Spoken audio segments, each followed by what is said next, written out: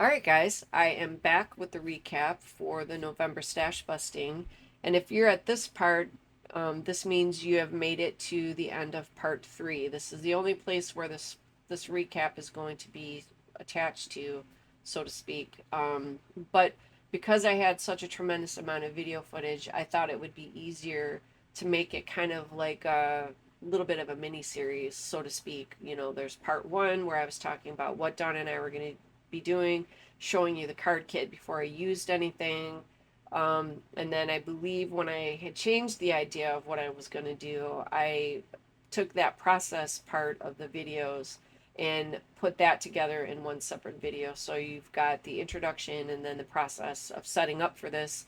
Then I divided the actual card making part of it into two chunks. So you are at the end of the third chunk. I will link those other two videos here, and now that this one is done, of course, I will go back and link this part to the other videos. They should have come out all at one time, but again, at this point, I can't remember what I've done. I will also link Dawn's November stash busting video as well as the links to her channel. So I'm going to try to get through the recap really quick, just to do a quick overview of what I've got left, which I've got a fair bit that, at some point later, maybe over Christmas break, I'll make another small set of cards. Not anything I'm going to put a video up for, but I will end up finishing all of this off at a later date. So, like I said, I did end up using most of it. I used most of the vellum. I have 3 sheets of the gold foil left. These are 3 full sheets. And then the rest, I just kept the larger chunks of the remnants, things that I could use, somewhere else. So I've got that. I've got, some panels left of the specialty card stock. I cut those down into 4 1/4 by 5 1/2 squares. You got 1 sheet of each. So I cut them down into 4 panels, from the 1 sheet. So I got 2 of the red left, 3 of the blue, 1 green, and 1 of the muted gold. So that's all I have left of the specialty card stock. I have a ton of ribbon. I only used a few strips of these colors, and I only ended up using one of the pre-tied bows in the red. So again, when I go to finish this card stock off later, I still got a lot of stuff to play with. And then any bits of ribbon that I have left at that point, I'll put in my ribbon remnants box, just for this reason, because you can use most sizes, bitty bits or larger chunks that are left over, you can use for so many different projects. I completely forgot about the Santa Claus die. I never used it, and I forgot about it until I was putting the stuff in the basket to do this recap. So I still have the die to play with. It's really pretty. This was not a commentary that I did not like this die. I did, but I completely forgot about it. I still got a good chunk of the foam squares left. I think that's probably about a third of the sheet is left. I did use some of the stamps. I used the big round Santa and then some of these smaller ones. I did use some of that. The hilarious part is I took apart all the decoupage sheets, and then I thought, well, wait a second, I have a punch that makes like a little branch image. I used that to punch out the shapes from the larger chunks of the leftover paper that the decoupage sheets were attached to. And I ended up using those more than the actual decoupage. I think, literally used 2 little pieces to make a bird and one of the small little bits that were a poinsettia. And that's it. I still have pretty much all of the decoupage, or I should say, it's just all of the decoupage left, except for those 3 little bits. So I still have those to play with. Um, I divided the patterned paper. You got 2 of each of them, and I divided it into 2 stacks. So I divided it completely in half. The first half I turned into embellishments with a whole bunch of other larger hand punches that I had, just different shapes, because this was a new thing, I didn't know exactly what I was going to be doing, so I was just trying to give myself a lot of options. And because we are busting up this paper, I thought, why don't I just turn some of the cardstock into embellishments, if that makes sense. And then there were two sheets that if you pull them apart, the little pieces turned into little postage stamps of like sentiments or stamps of Santa and other Christmas pictures and stuff like that. So I do have most of those. I did use a few of those throughout the projects. And then this is all I have left of the remaining stack of cardstock sheets. I only have this left from the candy cane striped background. This is all I have left of this background, and then this is all I have left of the red plaid. And then, like I said, the rest of these are all whole, so they're ready to go when I make another round of cards. Um, Now, I deliberately limited myself, if I didn't already say that. I had a bunch of card bases that I have had in different places around the craft room for ages, and I wanted to use them up. So it ended up being 35. So that's how many cards I made. But I finally used up these card bases that I have had forever. Um, and I'm so glad because some of these are like over 10 years old. I think the ones that I picked up from those old value packs of cards and envelopes that Michael's used to sell, I had way too many of those left, so I wanted to use those up because those were at least 10 to 12 years old. I can't remember for sure, but it's somewhere in that ballpark. It's been a long time since I have purchased those.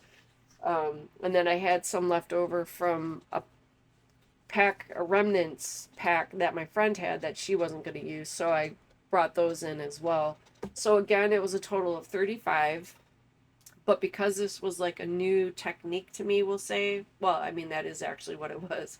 That's where there was so much video footage that I needed to break it up. So for the inspiration that took me out, way out of what I had originally intended to do, I have an art journaling magazine that I absolutely love. And I finally just said, look, you buy this enough, just get a subscription and be done with it. So I just re signed up for a 2 year subscription to this art journaling magazine, and it is put on by a company named Stampington and Company. Absolutely love this magazine. And again, so many concepts you can use from one type of crafting to another. So, this is technically the concept I brought in here is like an art journaling technique, but I put it to card making with the love from Lizi. So when I saw this on the shelf, I saw the cover, caught my attention, and then I flipped to this page. And as soon as I saw these two things, my brain just went, nope, this is what we're going to do. My brain wanted to do this concept because these look like greeting cards to me. Like that's what my eyes were looking at them as. And especially the focal points is what really pulled me in, and I said nope, this is what I'm going to do, which is I'm really happy that I did do that because it just was so much fun. So these are the cards that I did that ended up being what I refer to as the landscape layout. um, but on the cards where maybe the color pattern, I didn't like the way that the patterned side looked, I would literally flip them over and then use my big chunky Poscas because I used those through most, if not all of these were used. I used my Poscas. I drew the black outline and the big chunky wide line, and that just that was just it for me. That was just it for me. And again, like I said, you can see where I made all those branch images from the leftover paper that the decoupage pieces came in. I ended up using more of those than I did of the actual decoupage pieces, which is so freaking funny to me. Oh my god. And I also used my Posca pen to kind of change up the color on those little branch pieces that I punched out. But just had a ball. And on some of them, if I didn't like the way that it looked, again, just flipping it over. When I did this card, I tried to do like that fake script, and the flowers were all the same here with the black outline with the pattern paper up front, but it just got lost. So I took that main flower in the middle, and I took I had, all the stuff that I had punched off to the side. I took one of the other punched out flowers, flipped it over, did it in gold with the black in the center and glued it right on top of the original flower that was on this card. Because, of course, well, there was no way I was going to get it up then. It was all glued down. But I changed this middle flower, used some white paint to cover up most of the script to make it more subtle. And then I drew the stem and the leaf for this flower in the black Posca, and that looked so much better. My eyes were like, yes, stop. This is, don't do anything else. And yeah, because you've probably heard me say it. It's like a joke, but yet it's still very true of learning to shut up and let my eyes tell me what I need to do with the paper, or the paper tells me, what I need to do with it. And that is just how we roll. And that's what made it so much fun, because never ever would I ever have thought to do this for a Christmas card. Would never even have crossed my mind. I've done some cheeky, fun, cute little grungy backgrounds, or little embellishment clusters and stuff like that, but for the most part I still stuck to my standard card layout, which is fine. I love it. I'm not going to not do that anymore, but it was very refreshing to go in a different direction. So hopefully, if you have watched the entire process, that you had fun. Hopefully you were stash busting along with me. It doesn't have to be card making. I don't think I can stress that enough. You could be happily watercoloring and have the video and the music and stuff that I put up playing in the background. But completely different from what I had originally intended, and I'm so glad. So I'm at about 12 minutes now, so again, I don't want this recap to be too long, but I just had so much fun bringing in the Posca pens and the inks and the paper punches and ink spatters, and just really, really, really mixing it up. And we're going to leave it at that. So thank you guys so much for hanging out with me. All the links, if I didn't already say that, will be in the description box below, as well as the links for Dawn's channel. And again, I will put the links in for the videos that are attached with this little November stash busting. So definitely go check out Dawn. Please like and subscribe if you haven't already. She's got 2 amazing channels, and there's so much to learn from her. I think that's what is so fun with being friends with her, is that we encourage each other, we push each other, and we also learn from each other.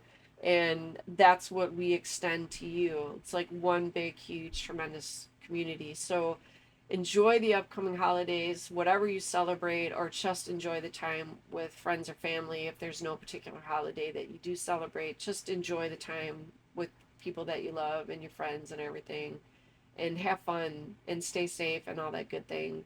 So take care, and I will definitely be seeing you guys in the next video.